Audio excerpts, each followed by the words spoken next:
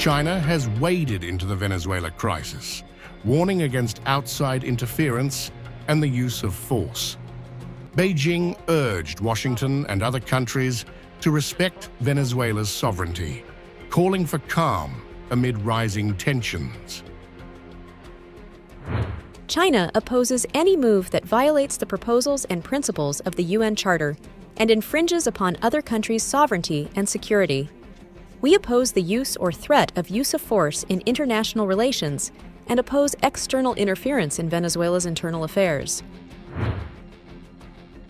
The comments came as Venezuela's president, Nicolás Maduro, urged millions of militia members, reservists and civilians to enlist in defense of the country.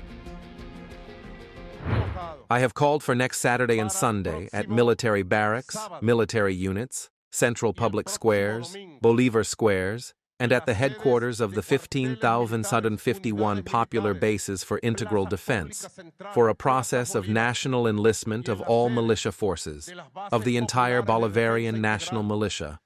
I call on all militiamen, militia women, reservists, and all people who want to enlist and join the ranks of the great national plan for sovereignty and peace. Maduro's appeal comes as the U.S. builds up naval and marine forces in the southern Caribbean. The Pentagon says the deployment is part of a campaign to target drug cartels that threaten regional and U.S. security. Cartels have engaged in historic violence and terror throughout our hemisphere and around the globe that has destabilized economies and internal security of countries, but also flooded the United States with deadly drugs, violent criminals, and vicious gangs. The Trump administration labels Maduro's government a narco-terrorist regime and has raised the bounty for his arrest to $50 million.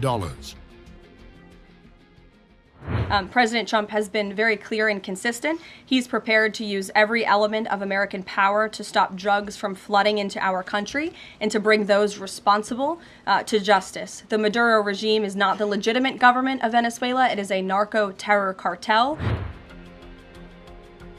While the Pentagon emphasizes countering criminal threats, critics warn that the buildup risks escalating into a direct confrontation with Maduro's government.